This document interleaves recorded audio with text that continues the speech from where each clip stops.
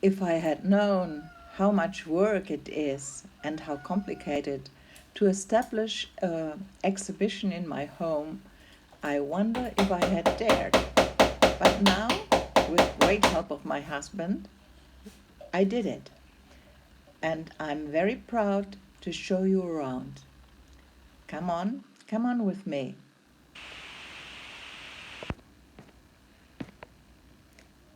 Come in into my studio, which is a studio, and where I today build up an exhibition for you.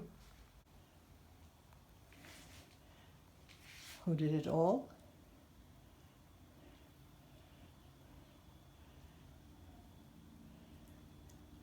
We are finished and have it hang. Let's walk from left to right. Here's a work on paper which goes to a bit more the dark side,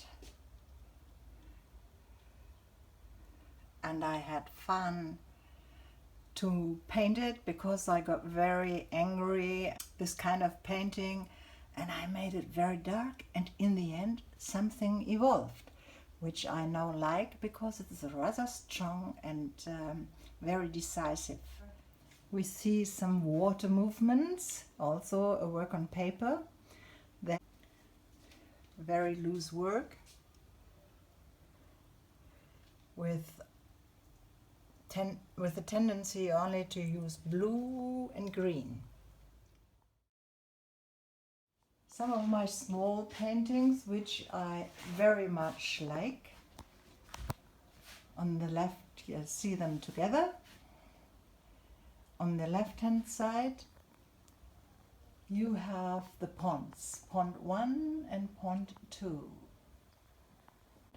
I'm really in love with them because this gives so much the mirroring of the water with this very delicate rose in it, and this also gives a mirroring of a pond with some kind of trees.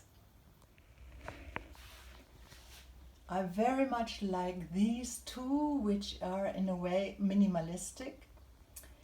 The right one is like a dark wood, nearly night, and the left one, the blue one, symbols for me like something like the universe or the sky you see in the coming night, still a little bit of blue. It has some gold spots in it, like stars, movement.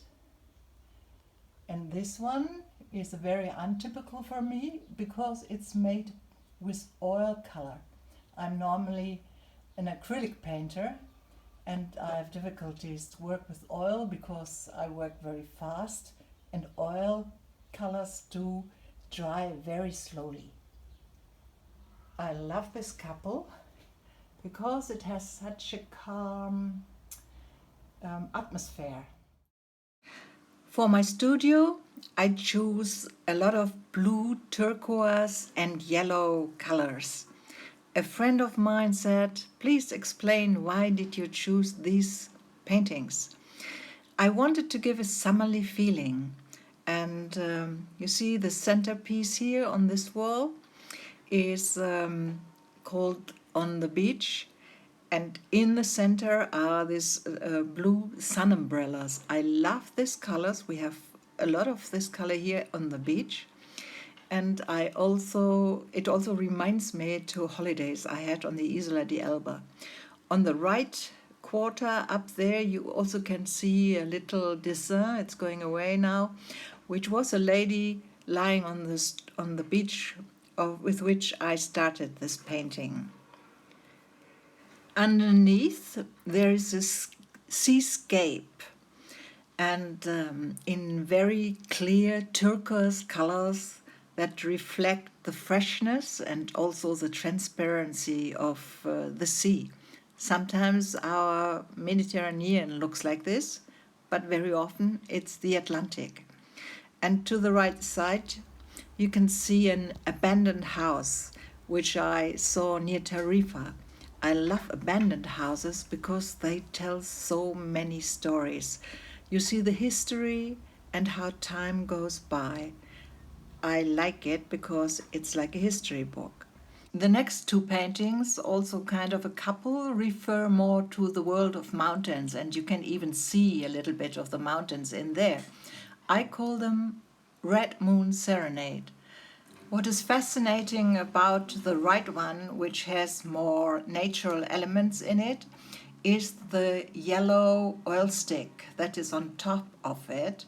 Because if you look at this painting from a distance, it looks three-dimensional. Really interesting. And if we go to the left of the centerpiece, we come to a Moroccan painting.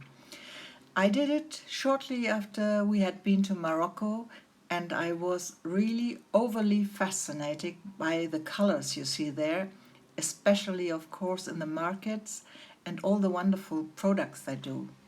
I like this red and this orange, how they interact with the pink. And when you go a little bit up on the painting, you can see water reflections. We also have been on the sea, and you can look a little bit deeper. Then we turn to a Spanish piece, which is called Viva España. It has, of course, a symbol for Spain, the black toro, which you always see when you drive along the auto routes, the big main routes, and suddenly this black toro will appear on a hill. It is advertising for brandy.